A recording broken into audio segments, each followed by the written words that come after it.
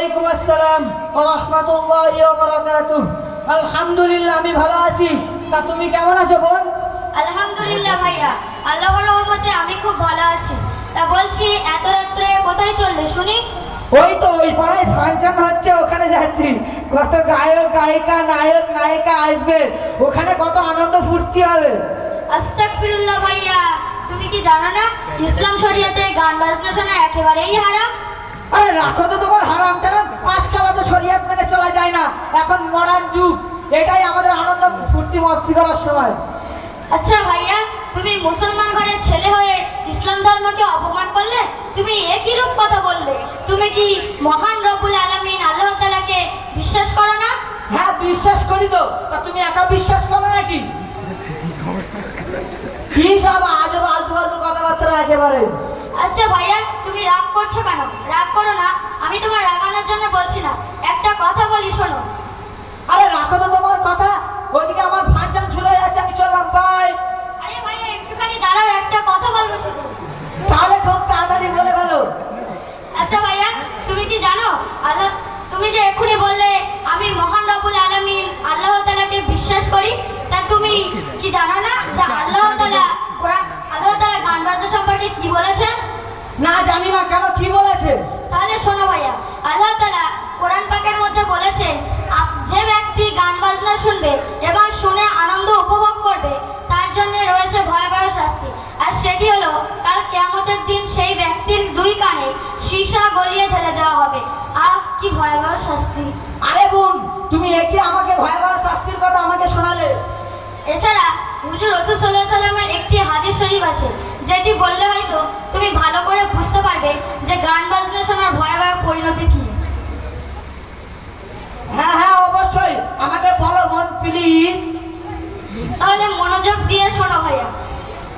হযরত মুহাম্মদ সাল্লাল্লাহু আলাইহি সাল্লাম হাদিস পাকের মধ্যে বলেছেন, আমার উম্মতের মধ্যে এক শ্রেণীর মানুষের মুখ শূকর বা বানরের মতো হয়ে যাবে।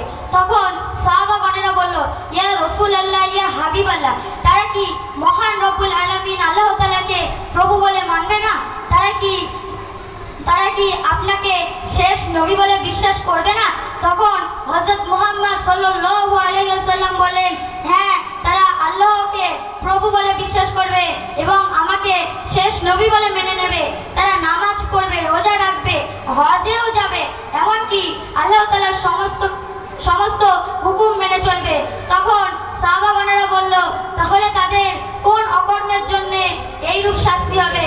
তখন হুজুর রাসূল সাল্লাল্লাহু আলাইহি সাল্লাম বলেন, যখন তারা গান বাজনা শুনতে ভালোবাসবে, বাদ্যযন্ত্রগুলিকে ভালোবাসবে, যেমন একতারা সেতারা দুতারাগুলিকে ভালোবাসবে, এমনকি রাত্রেকালে আমোদ কুমোদ মদ পান করবে।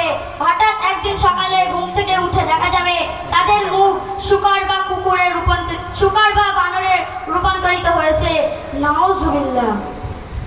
আরে বোন, তুমি একই ভয়াবহ শাস্তির কথা বললে। আরে ভাইয়া, এ তো আমি মন গড়া কথা বলছি না, এ তো মহান নবী রাসূল সাল্লাল্লাহু আলাইহি ওয়াসাল্লামের হাদিসের কথা।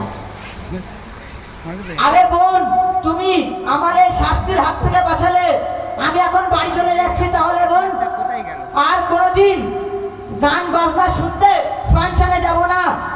আরে শোনো না বোন, আমি জীবনে তাহলে অনেক গুনাহ করে ফেলেছি, এই গুনাহ থেকে বাঁচবো কি করে?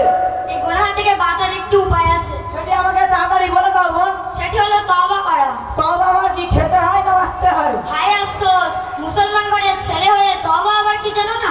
তাহলে শোনো ভাইয়া, তওবা হলো কেউ যদি খারাপ বা অন্যায় কাজ করে মহান দয়াময় দয়ার সাগর রব্বুল আলামিন আল্লাহ তাআলার কাছে খাস মনে তওবা করে, তাহলে মহান দয়াময় দয়ার সাগর রব্বুল আলামিন আল্লাহ তাআলা তার সমস্ত গুনাহ মাফ করে দেয়।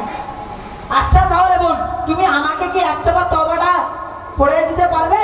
হ্যাঁ অবশ্যই দেব না কেন? তাহলে আমি